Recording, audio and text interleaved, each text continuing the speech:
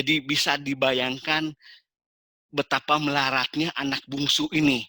Dia yang dulunya punya teman, dia dulunya disegani, dia dulunya dihormati karena dia seorang bos, dipanggil mungkin teman-temannya memanggil dia bos, mungkin teman-temannya memanggil dia laupan, teman-temannya segan sama dia, tapi waktu dia melarat, teman-temannya ini menjauh semuanya. Sehingga pada akhirnya dia memutuskan untuk uh,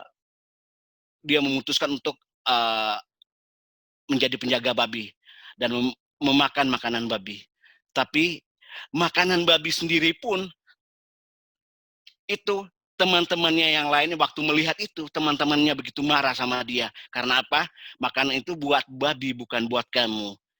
Ya, ya kebayang nggak teman-teman, ada seorang manusia yang begitu saking melaratnya, begitu saking hinanya hidupnya ini, sampai ya mungkin dulunya dia begitu dihormati, tapi setelah itu dia begitu dianggap remeh, anggap enteng sama teman-temannya. Ya, bahkan makanan untuk babi pun dia pingin makan, itu sesama penjaga babi pun mereka marah. Itu luar biasa, itu apa ya? Itu satu hinaan yang luar biasa untuk kehidupan dia. Seorang orang kaya yang begitu disegani, orang yang berduit, tiba-tiba jatuh miskin. Miskinnya bukan cuma miskin, tapi melarat sekali. Sampai dia nggak ada apa-apa. Ya, apakah hidupnya cuma sampai situ? Uh, kita baca di ayatnya yang ke-17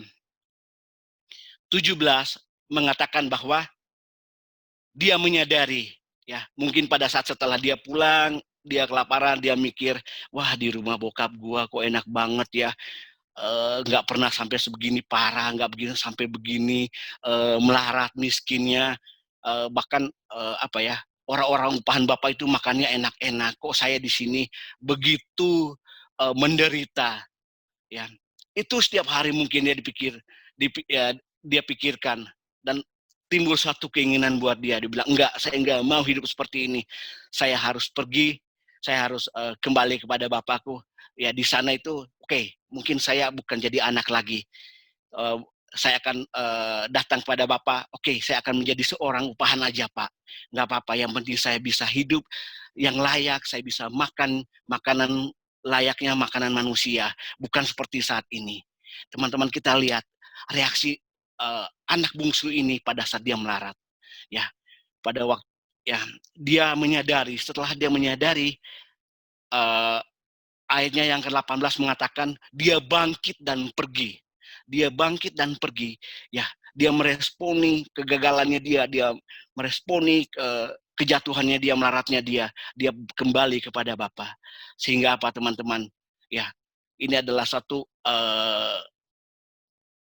respon yang positif di dalam dirinya, walaupun dia jatuhnya separah ya, sampai makanan babi pun dimakan sama dia, tapi dia memiliki respon yang luar biasa, dia mengambil keputusannya luar biasa, dia kembali kepada Bapa, walaupun dia tahu bapaknya itu akan menolak dia. Tapi di ayatnya yang ke-20 dikatakan, bapaknya pada saat melihat anaknya datang itu, bapaknya mikir lah, ini anak saya bukan ya, ini si bungsu bukan, kayaknya bukan deh, sebab waktu pergi nggak mungkin lah. Anak saya kan dulu waktu pergi kan baby face. Anak saya waktu pergi kan poco-poco. Wah, masa datang kok jadi kurus kering begini? Kok jadi lusuh begini? Nggak mungkin banget deh. Dulunya baby face, masa kok tiba-tiba jadi begini? Nah, waktu dia sambil berpikir, dan semakin jelas dia melihat, oh iya benar ini anaknya. Bapaknya dikatakan, kita mengatakan bahwa bapaknya menaruh belas kasihan yang luar biasa terhadap anaknya. Dan bapaknya berlari untuk mendapatkan dia.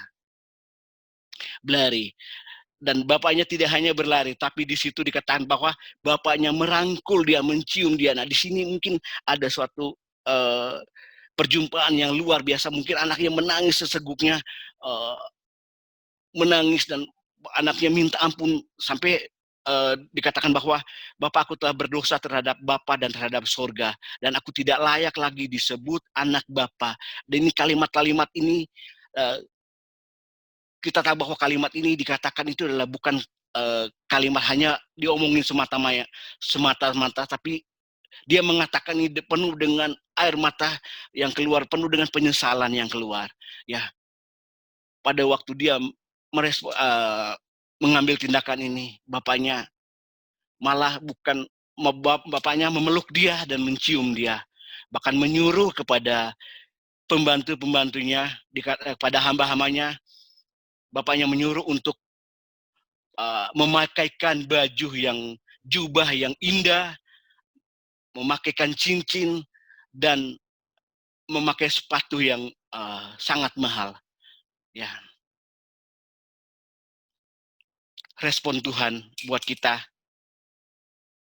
pada saat kita mau berbalik pada Tuhan. Ya, firman Tuhan berkata bahwa seisi sorga akan bersukacita pada waktu kita kembali.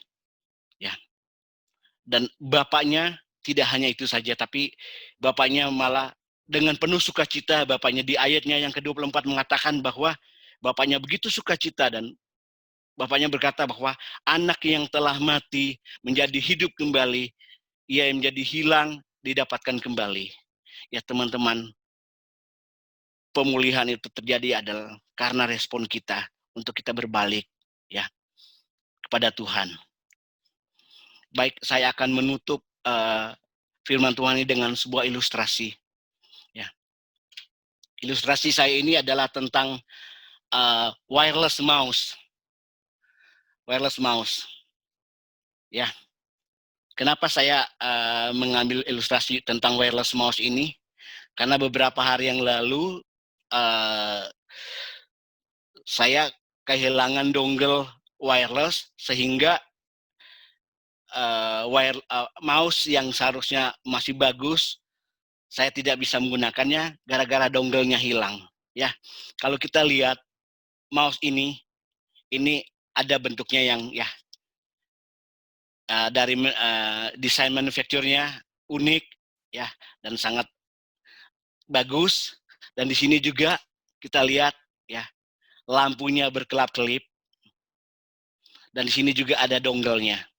Ya, hidup kita ini terdiri dari tubuh, jiwa, dan roh. Manufaktur bentuk mouse ini menggambarkan tentang tubuh kita. Ya. Sedangkan lampu yang berkelap-kelip ini adalah berbicara tentang jiwa kita. Ya, mungkin juga tentang prestasi kita, karir kita yang bagus, atau ya tentang kehidupan kita lah yang bagus, yang mungkin secara keuangan kita juga bagus. Nah, sedangkan dongle ini adalah berbicara tentang roh kita. Mouse ini, kalau kita lihat sejenak, mouse ini begitu bagus. Ya. Tapi kalau tidak difungsikan dongle ini ya di dalam komputer, maka dia tidak berfungsi sama sekali. Ya. Walaupun kita lihat bagus, kelap-kelip, tapi kalau dia tidak difungsikan, dongle-nya ini kita tidak menancapnya di dalam komputer, itu sama aja kita ini tidak berfungsi sama sekali. Begitu juga dengan kehidupan kita. Ya, mungkin kita lihat tubuh kita begitu indah, ya, jiwa kita begitu indah dengan kehidupan kita yang begitu luar biasa, lampu ini. Tapi waktu roh kita ini tidak difungsikan semuanya mestinya di dalam Tuhan, maka ini tidak ada gunanya. Ya. Untuk itu teman-teman, melalui ilustrasi yang sederhana ini, saya mengajak kita semuanya malam hari ini, nah, biarlah kita membakar roh kita di dalam Tuhan. Tanggal 2 nanti akan ada pembukaan PLPR yang ke-32. Saya mengundang dan mengajak teman-teman yang belum ikut PLPR untuk datang bergabung. Karena PLPR ini adalah di sana kita belajar tentang hal-hal kerohanian, dan kita dibimbing oleh pelatih-pelatih yang begitu taat dan setia terhadap Tuhan. Ya, untuk itu saya mengajak kita semuanya untuk yang masih belum mengikuti PLPR ini untuk bergabung hari Minggu jam 3 ya, jam 3 sampai jam 5, 2 jam setiap hari Minggunya. Ya. Terima kasih, Tuhan Yesus memberkati kita semuanya.